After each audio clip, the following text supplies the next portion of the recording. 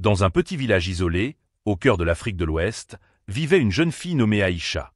Orpheline depuis l'âge de 8 ans, elle avait perdu ses parents dans un accident tragique survenu pendant la saison des pluies. Depuis ce jour, sa vie avait basculé. Sa seule famille restante était sa tante paternelle, Mariam, une femme au cœur dur et au regard toujours rempli de reproches. Aïcha, malgré son jeune âge, se distinguait par sa beauté douce et naturelle. Une peau couleur d'ébène, des yeux grands et brillants comme des étoiles, et un sourire qui aurait pu attendrir le plus sévère des cœurs, sauf celui de Mariam. Pour sa tante, la fillette n'était qu'un fardeau de plus à nourrir. Chaque matin, avant même que le soleil ne se lève, Aïcha devait balayer la cour, puiser de l'eau au puits, puis préparer le feu pour le petit déjeuner de ses cousins. Si par malheur elle se reposait une minute, les insultes fusaient. « Tu crois que je t'ai recueillie pour que tu vives comme une princesse ?» lui criait Mariam. Aïcha, baissant les yeux, répondait toujours d'une voix douce. « Non, tante. » Mais au fond, son cœur souffrait. Elle se souvenait encore de la tendresse de sa mère, des histoires du soir racontées par son père, et de la promesse qu'il lui avait faite de toujours la protéger. Elle ne savait pas encore que sa vie allait bientôt basculer dans une épreuve bien plus terrible, et que derrière le visage dur de sa tante se cachait un projet sombre, destiné à se débarrasser d'elle pour toujours. Depuis plusieurs semaines, Mariam nourrissait en secret une idée cruelle. Dans le village voisin, un vieil homme nommé Boubacar cherchait désespérément une épouse. Il était connu pour sa richesse en bétail et en terre, mais aussi pour son ignorance et sa vision arriérée du mariage. Beaucoup de jeunes femmes le fuyaient, mais lui ne se décourageait pas. Un après-midi, alors que Mariam revenait du marché, elle croisa une voisine qui lui dit en riant « Et Mariam, tu sais que Boubacar est encore venu demander une jeune épouse ? On dit qu'il est prêt à payer cher. » Ces mots allumèrent une étincelle dans l'esprit de Mariam. Elle pensa aussitôt à Aïcha. « Pourquoi garder cette orpheline à nourrir alors que je pourrais en tirer profit ?» se dit-elle avec un sourire mauvais. Le soir même, alors qu'Aïcha terminait de laver la vaisselle, Mariam l'observa en silence. La jeune fille grandissait et sa beauté devenait de plus en plus frappante. Mariam savait que cela attirerait l'attention et que Boubacar ne pourrait pas résister. Elle prit alors une décision. Elle allait vendre Aïcha comme épouse au vieil homme. Peu importait l'âge ou les sentiments de la jeune fille, pour Mariam ce n'était qu'un échange commercial. Mais ce que Mariam ignorait, c'est que le vieil homme qu'elle s'apprêtait à piéger avait un lien mystérieux avec le passé d'Aïcha. Un lien qui, une fois révélé, changerait tout. Le lendemain matin, Mariam se rendit discrètement chez Boubacar. Sa maison se trouvait à l'écart du village, entourée d'un grand enclos où paissaient des vaches et des chèvres. On disait qu'il vivait seul depuis la mort de sa première épouse et qu'il ne faisait confiance à personne, sauf à l'argent. Boubacar, un homme à la barbe blanche et aux mains calleuses, l'accueillit d'un air méfiant. « Que me vaut ta visite, Mariam ?» demanda-t-il en ajustant son boubou usé. Mariam, faussement souriante, prit un ton mielleux. « Je viens t'apporter une bonne nouvelle. Je connais une jeune fille parfaite pour toi. Belle, travailleuse, docile et sans famille pour te causer des problèmes. » Les yeux de Boubacar s'illuminèrent. « Et combien demandes-tu pour arranger ce mariage ?» dit-il sans détour. Mariam lui murmura un montant exorbitant, pensant qu'il refuserait peut-être. Mais à sa surprise, il accepta immédiatement. « Apporte-la-moi d'ici 3 jours. L'argent sera prêt. » En sortant de chez lui, Mariam ressentit une satisfaction glaciale. Elle avait trouvé le moyen de se débarrasser d'Aïcha tout en empochant une petite fortune.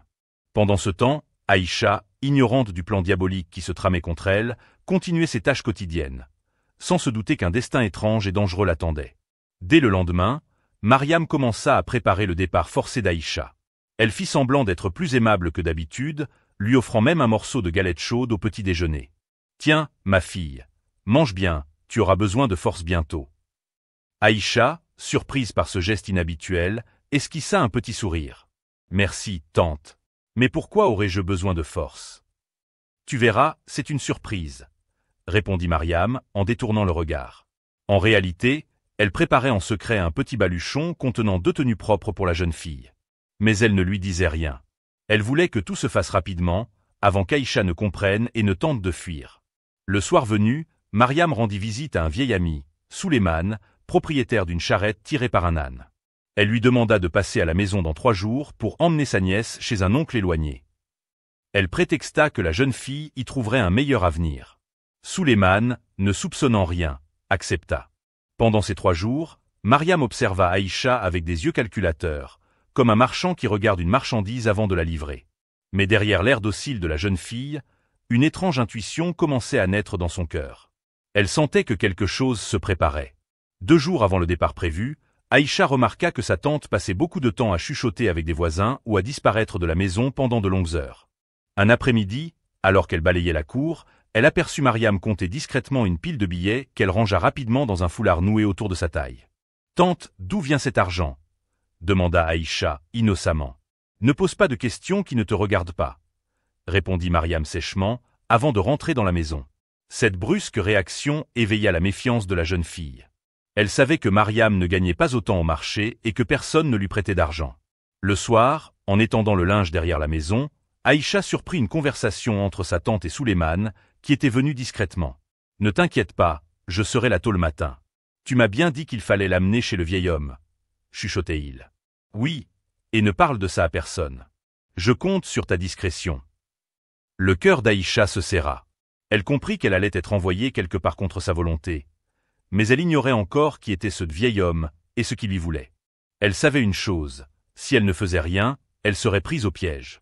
Cette nuit-là, Aïcha dormit à peine. Elle repassait sans cesse les paroles qu'elle avait entendues, le vieil homme, tôt le matin, ne parle à personne. Un frisson d'inquiétude lui parcourait l'échine. Au lever du jour, alors que Mariam était partie vendre du mil au marché, Aïcha prit discrètement la route du puits, mais au lieu d'y aller directement, elle bifurqua vers la maison de Fatou, une vieille femme bienveillante qu'il avait toujours considérée comme sa propre petite fille. Après avoir écouté les inquiétudes de la jeune fille, Fatou fronça les sourcils. « Ma fille, dans ce village, il n'y a qu'un seul vieil homme qui reçoit des jeunes filles venues d'ailleurs. C'est Boubacar. »« Boubacar » demanda Aïcha, intriguée. « Oui. On dit qu'il a perdu sa femme et qu'il en cherche une nouvelle.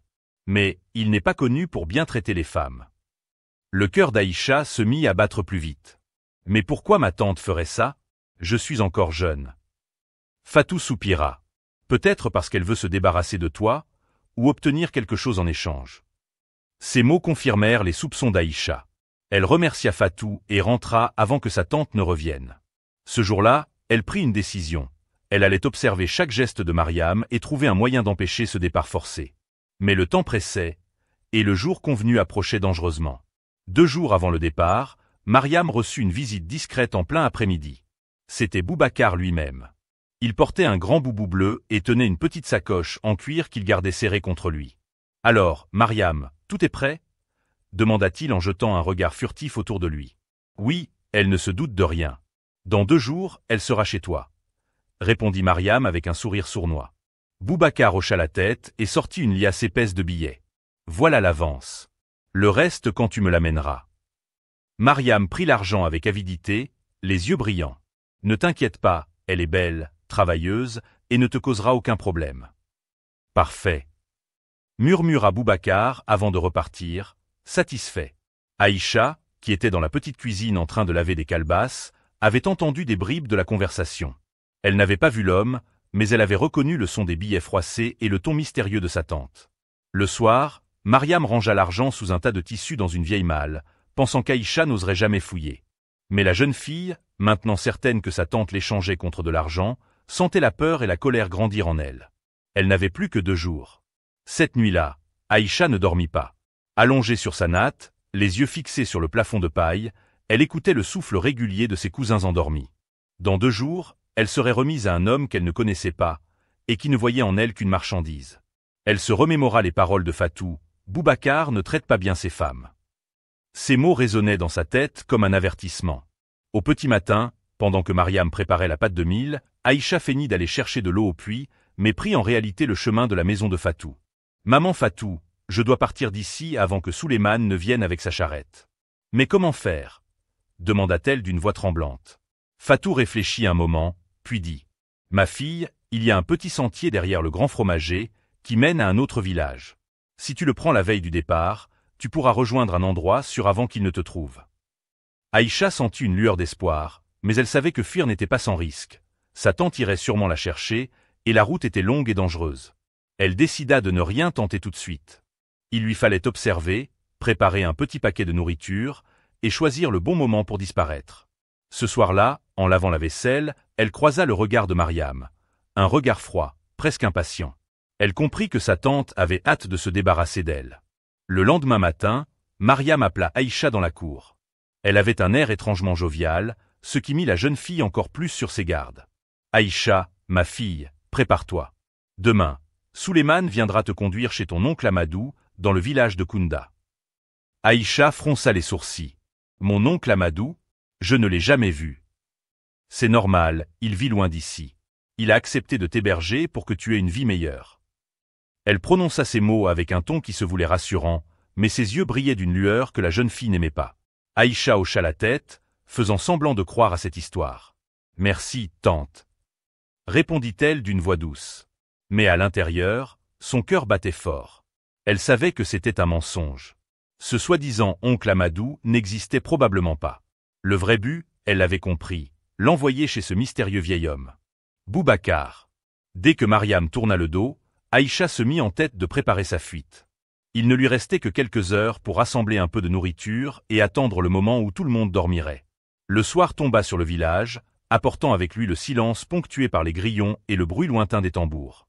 Aïcha, assise près du foyer, semblait occupée à éplucher des arachides, mais en réalité, elle observait chaque mouvement de sa tante. Mariam avait envoyé ses enfants se coucher plus tôt que d'habitude, puis elle était entrée dans sa chambre avec la vieille malle où elle gardait l'argent. Aïcha l'entendit remuer les tissus, puis claquer le couvercle avec satisfaction. Pendant ce temps, la jeune fille glissa discrètement sous sa natte un petit sac de toile. Elle y plaça un morceau de galette sèche, quelques arachides et une calebasse d'eau. C'était peu, mais suffisant pour marcher jusqu'au village que Fatou lui avait indiqué. Plus tard dans la nuit, Mariam ressortit pour aller voir discrètement Souleymane. De là où elle se trouvait, Aïcha perçut clairement les mots. « Demain à l'aube, tu seras là. On part avant que les gens ne se réveillent. Et tu passes par le chemin de Boubacar. » Ces paroles confirmèrent tout. Aïcha sentit un mélange de peur et de détermination l'envahir. Elle n'allait pas attendre l'aube pour être livrée, elle partirait bien avant. Elle s'allongea, fit semblant de dormir, et attendit le moment où la respiration de sa tante devint lourde. Au milieu de la nuit, alors que la lune voilée éclairait faiblement le village, Aïcha se leva silencieusement. Elle prit son petit sac de toile, marcha pieds nus pour ne pas faire de bruit, et poussa doucement la porte de la cour. Le vent chaud de la saison sèche souleva un nuage de poussière, mais elle ne s'arrêta pas. Elle traversa le sentier menant au grand fromager, comme Fatou le lui avait conseillé. Chaque pas semblait résonner dans son cœur. Elle craignait qu'un aboiement de chien ou un cri d'animal ne réveille sa tante. En arrivant près du fromager, elle entendit soudain un bruit de pas derrière elle. Son sang se glaça. « Qui est là ?» murmura-t-elle d'une voix tremblante. Une silhouette sortit de l'ombre. C'était Moussa, le fils du forgeron, un garçon de son âge. « Aïcha ? Mais où vas-tu à cette heure ?» demanda-t-il, surpris. « Je dois partir. Ma tante veut me vendre à un vieil homme. » Le visage de Moussa se durcit. « Je savais que ta tante n'était pas bonne. Mais seule, tu ne tiendras pas longtemps sur la route. » Il lui proposa alors de l'accompagner jusqu'à l'entrée du prochain village, où il avait de la famille. Aïcha hésita un instant, puis accepta. Mais ce qu'ils ignoraient, c'est que quelqu'un, caché non loin, les observait depuis le début. Aïcha et Moussa avancèrent rapidement, leurs pas étouffés par le sable chaud qui gardait encore la chaleur du jour. Le silence de la nuit n'était rompu que par le froissement des feuilles et le cri lointain d'un hibou. Mais derrière eux, à quelques dizaines de mètres, une silhouette se mouvait dans l'ombre. C'était Souleymane, l'homme à la charrette. Il avait surpris leur départ alors qu'il passait par un raccourci pour rentrer chez lui. Voyant Aïcha s'enfuir, il comprit immédiatement qu'elle tentait d'échapper au marché conclu entre Mariam et Boubacar. Plutôt que de l'arrêter sur le champ, il décida de les suivre en silence pour savoir où elle comptait aller. Aïcha, elle, ignorait tout. Elle se sentait déjà un peu plus rassurée en présence de Moussa. « On doit marcher vite. Avant l'aube, il faut qu'on ait quitté les terres de mon village, » dit-il en jetant un coup d'œil derrière lui. « Tu crois que ma tante va me chercher ?» demanda-t-elle. « Sans aucun doute.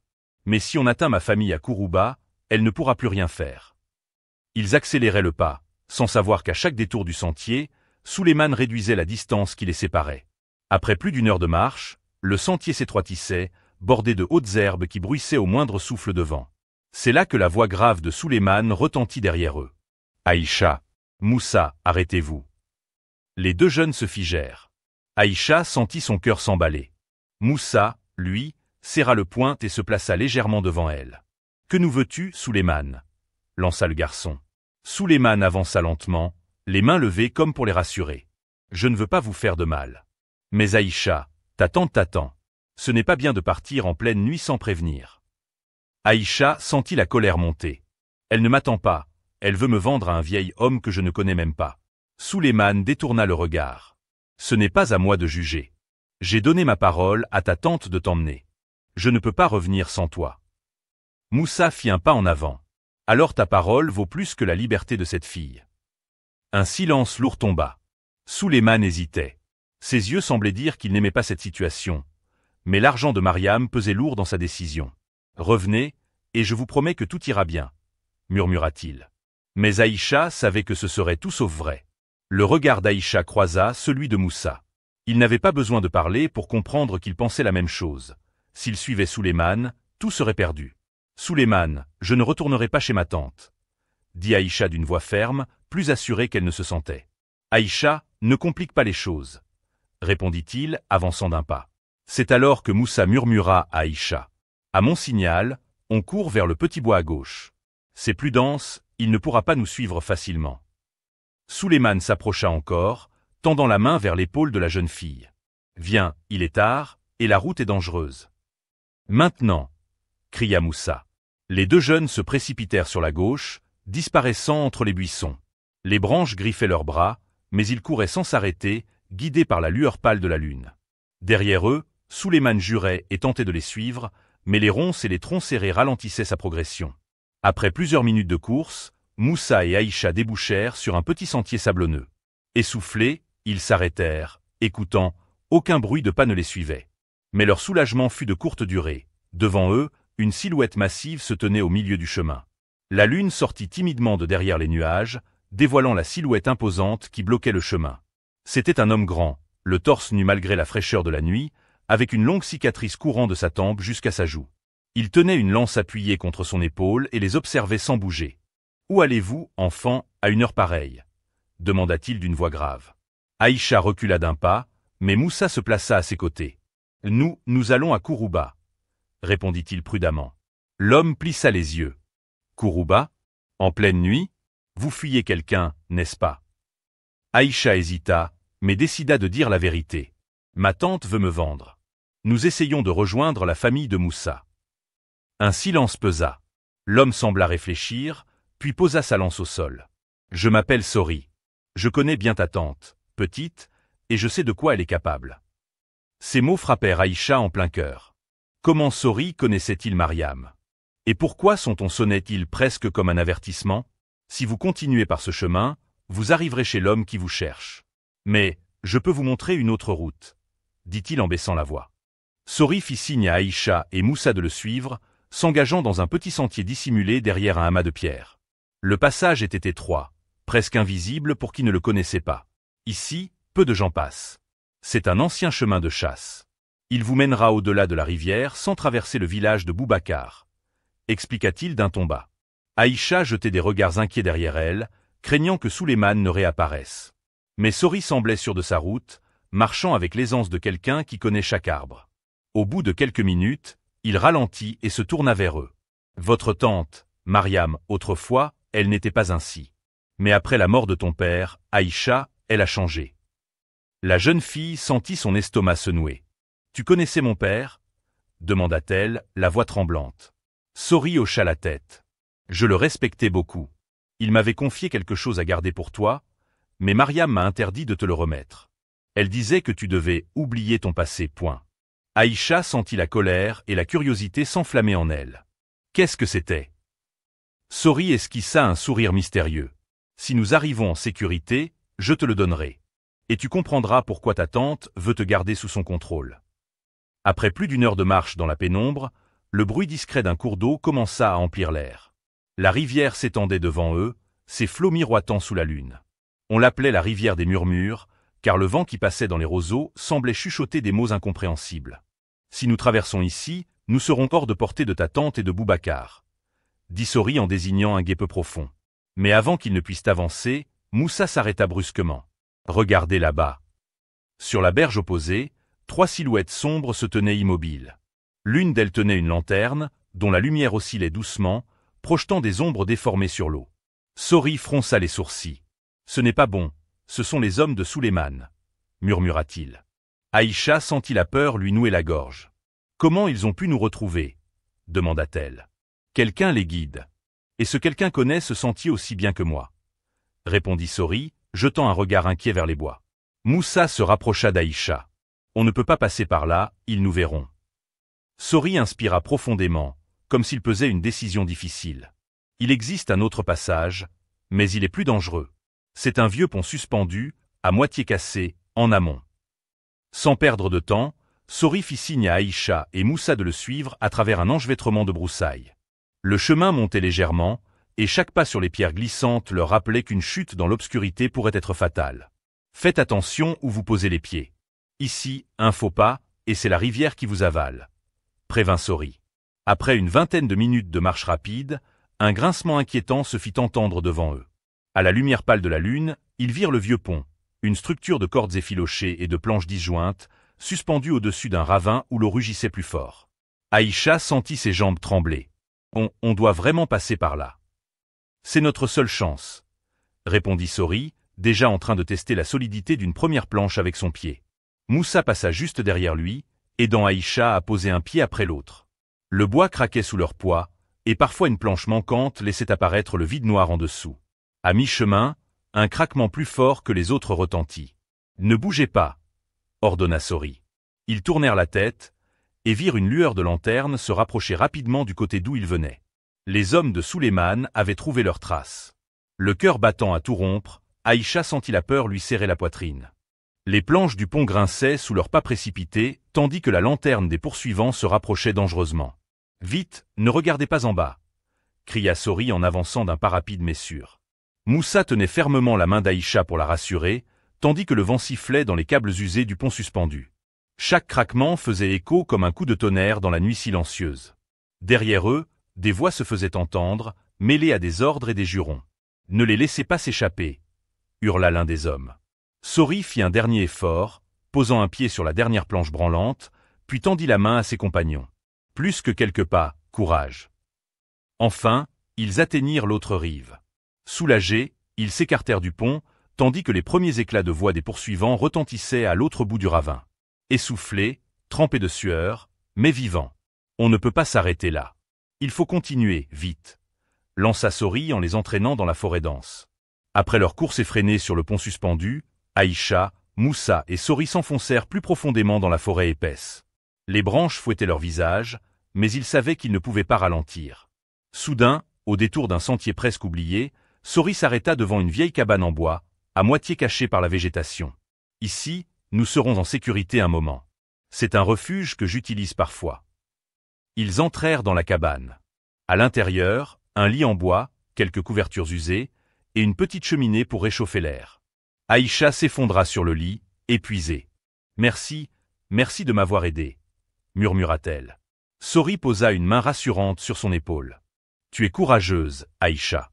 Mais ce n'est que le début de ton voyage. » Moussa regardait par la fenêtre, scrutant la nuit. « On doit trouver un moyen de te protéger définitivement. » Aïcha hocha la tête, sentant en elle une force nouvelle, prête à affronter tous les obstacles pour retrouver sa liberté et découvrir la vérité sur son passé.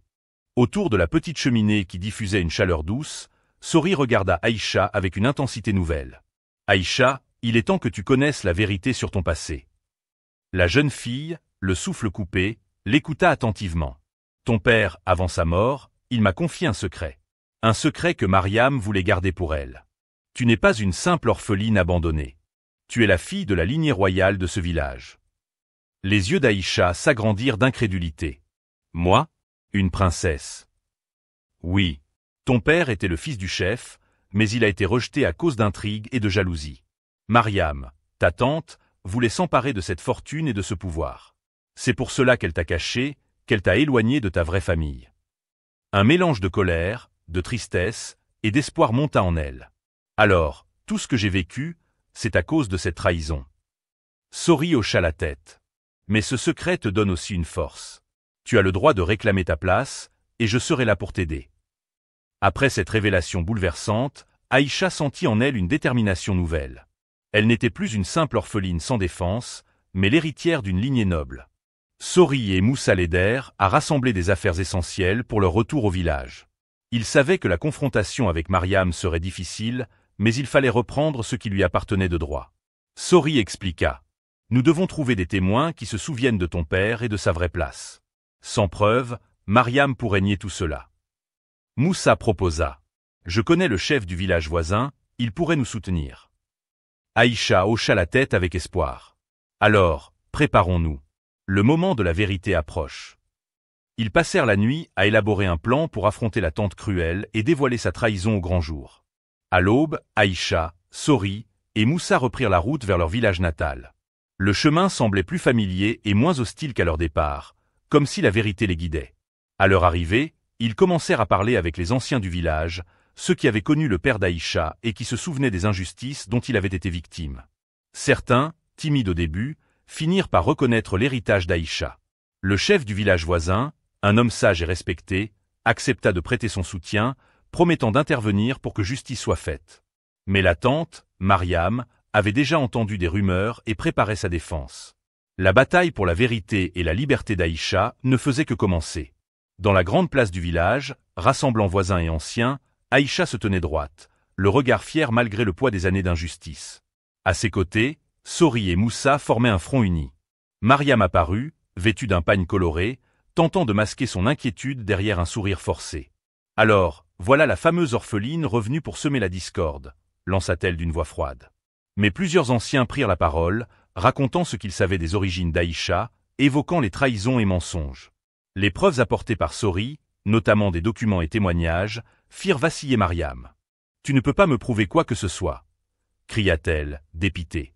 Mais le village tout entier se leva pour soutenir Aïcha. Sa place était reconnue, et la justice enfin rendue. Après la victoire sur Mariam, le village célébra le retour de sa véritable héritière. Aïcha, désormais reconnue comme la fille du chef défunt, fut accueillie avec respect et amour. Elle s'engagea à reconstruire ce qui avait été brisé, unir les familles, protéger les plus faibles et honorer la mémoire de son père. Moussa resta à ses côtés, fidèle ami et soutien précieux, tandis que Sori devint son conseiller loyal. La méchante tante, déshonorée, fut tenue à l'écart, consciente que la justice avait triomphé. Enfin libre et forte, Aïcha ouvrait un nouveau chapitre de sa vie, porté par l'espoir et la promesse d'un avenir meilleur pour elle et son village.